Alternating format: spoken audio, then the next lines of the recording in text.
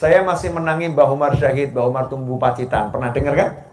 Mbah Umar Syahid rahimahullah, Mbah Umar Tumbu panggilannya itu ya, Mbah Umar Tumbu. Disebut Mbah Umar Tumbu karena beliau itu berhasil membangun sekian ya, masjid di setiap desa yang didatangi dengan jualan tumbu. Jualan tumbu, buat sendiri tumbu, dijual.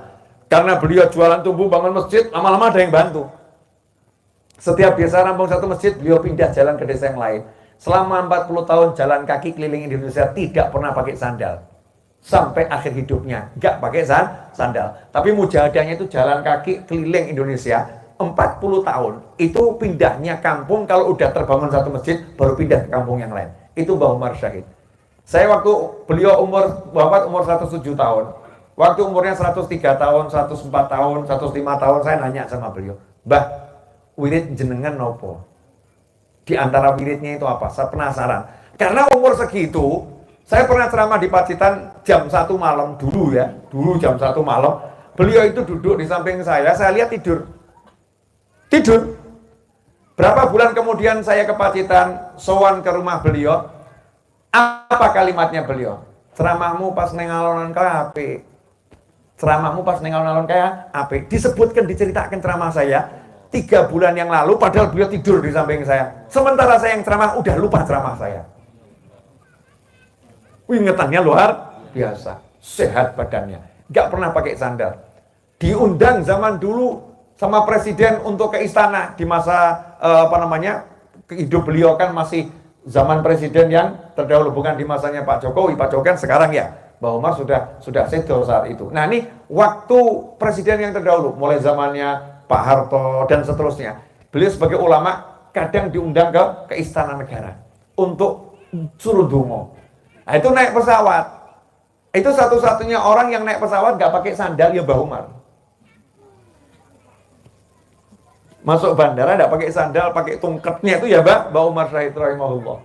Saya nanya, Mbah, wirid jenengan nopo? Wakeh.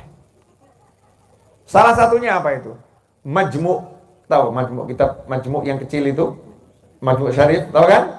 Nah, itu seluruh isinya Majmu' Syarif itu dibaca dan amalan yang ada di situ diamalkan semua tiap hari. Termasuk di Majmu' Syarif itu ada baca Yasin 41 kali kalau hajat mau kabul. Mbah Umar itu kalau habis Isya duduk sebentar baca Yasin 41 kali. Kalau belum selesai tidak pindah. Itu tiap hari. Jalla konono.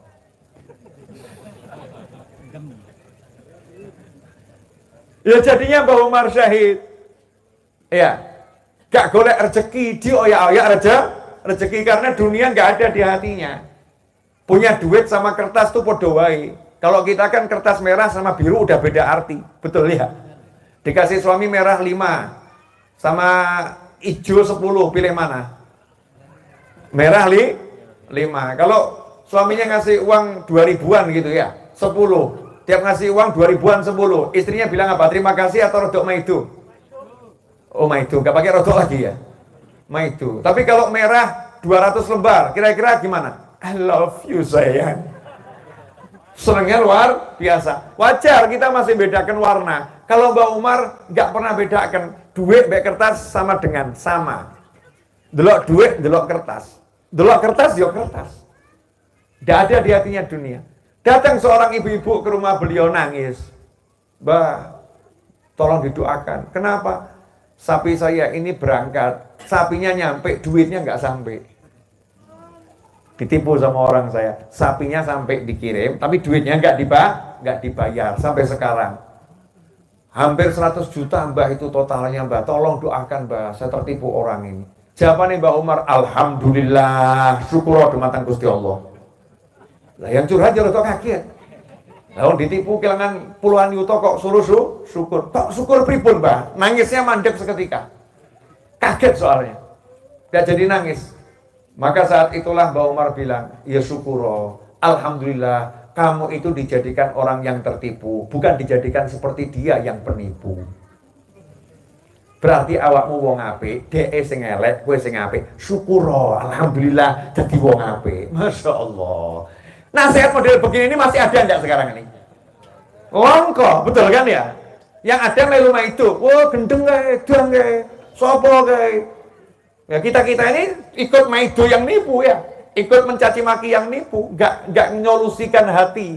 Tapi kalau para kiai, masya Allah, hatinya disolusikan. Syukur dulu nih, kamu lagi ditunjukkan sama Allah. Kalau kamu orang baik, dengan melihat dia itu orang yang jelek, orang yang menipu, yang nggak iman sama Allah dengan baik, imannya lagi anjlok, maka bersyukurlah pada Allah Subhanahu wa Ta'ala. Ternyata apa? Kuat amalannya kuat Mbak Umar.